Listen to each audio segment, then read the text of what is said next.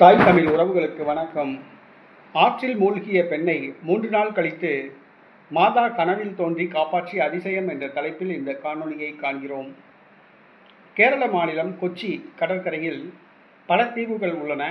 அந்த ஒரு தீவுதான் வல்லார்பாடம். அந்த வல்லார்பாடத்தில் ஒரு பசிலிக்கா உள்ளது. அன்னை மரியாளுக்கு ஒரு ஆலயம் கட்டப்பட்டுள்ளது.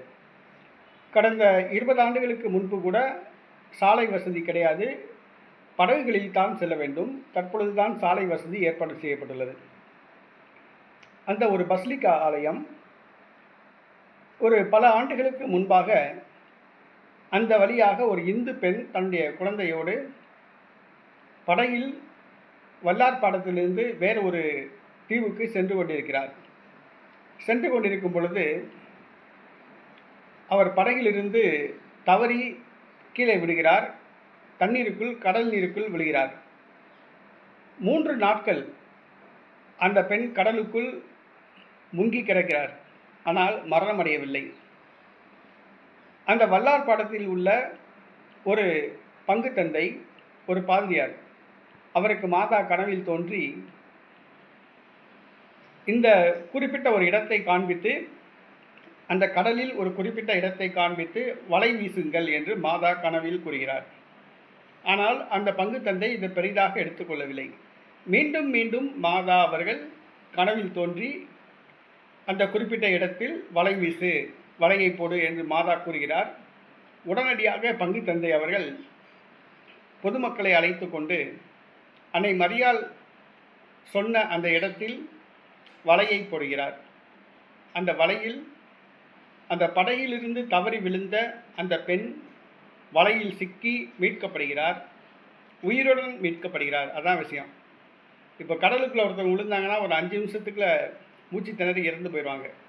ஆனால் 3 நாள் அந்த பெண் கடலுக்குள் கிடக்கிறார். ஆனால் சாகலை.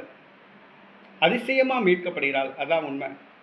அன்னை மரியாள் அந்த பங்கு தந்தைக்கு கனவுல தோன்றி இந்த இடத்துல வலையை போடு அப்படிங்கிறாப்புல, சொன்னபடி வலையை போடுறாப்புல அந்த பெண் மீட்கப்படுகிறாள். அந்த மீனாட்சி என்ற அந்த ஒரு பிராமண பெண் மீட்கப்பட்டு வல்லார்பாடம் ஆலயத்துக்கு கொண்டு வரப்படுகிறாள். தன்னை காப்பாற்றியது அன்னை மரியாள் என்பதை உணர்ந்த அந்த மீனாட்சி அவர்கள் தன்னுடைய வாழ்நாள் முழுவதையும் அன்னை மரியாளுக்கு ஒப்புக் கொடுக்கிறார். அந்த வல்லார்பாடம் ஆலயத்திலேயே தங்கி துப்புரவு பணி செய்கிறார். அன்னை மரியாளுக்கு நன்றி கடனாக துப்புரவு பணி செய்து தன்னுடைய வாழ்நாள் முழுவதும் அங்கே வாழ்ந்து மரித்து விடுகிறார். அந்த ஆலயத்துக்கு வருபவர்கள் நேர்த்திக்கடன் வைப்பார்கள். என்ன நேர்த்திக்கடன்னா, உன்னுடைய ஆலயத்துக்கு வருகிறேன் மாதாவே, என்னுடைய கோரிக்கையை நிறைவேற்று, உன்னுடைய ஆலயத்தை நான் துப்புரவு செய்கிறேன் என்று நேர்த்திக்கடன் வைக்கிறாங்க. அந்த ஆலயத்துக்கு வருபவர்கள் அங்கே விளக்குமாறு நிறைய போட்டிருப்பாங்க. அந்த ஆலயத்தை மாதா ஹெப்பியை பூரா சுற்றி பணக்காரவங்க முதல் ஏழைகள் வரை சுத்தம் பண்ணுவாங்க. இதை பார்த்தாலே ஆச்சரியமாக இருக்கும். நான் ஒரு முறை அந்த வல்லார்பாடம் ஆலயத்துக்கு போகிறேன். கோட் சூட் போட்டிருக்காப்புல ஒருத்தர் கோட் சூட் போட்டவர் கையில் விளக்கமாறு எடுத்து அந்த ஆலயத்தை மாதா ஹெபியை சுற்றி கூட்டிகிட்டு இருக்காங்க. ஏற்றாலும் ஒரு 10-20 பேர் கூட்டிகிட்டு இருக்காங்க. எப்போ பார்த்தாலும் குப்பையே இல்லாட்டினாலும் கூட்டிகிட்டு இருப்பாங்க. நான் என்னன்னு கேட்டேன். அப்போ ஒருத்தர் சொன்னாப்புல, இந்த மாதிரி இது நேர்த்தி கடன் வச்சு இந்த மாதிரி துப்புரவு பணி மேற்கொள்கிறாங்க அப்படின்னாங்க. இன்றைக்கும் அந்த வல்லார்பாடம் ஆலயம் பசிலிக்கா மிகவும் புகழ்பெற்ற ஆலயம் கொச்சியில் இருக்குது. கொச்சி பசிலிக்கா ஆலயத்துக்கு போனீங்கன்னா அன்னை மரியாள் ஒரு பிராமண பெண்ணை கடலுக்குள் 3 நாள் கடலுக்குள் கிடந்த அந்த பிராமண பெண்ணை உயிரோடு மீட்டெடுத்தால் அந்த சக்தி வாய்ந்த ஆலயம். அந்த ஆலயத்துக்கு போய் ஜெபிங்கள், அன்னையின் ஆசீர்வாதத்தை பெற்றுச் செல்லுங்கள்.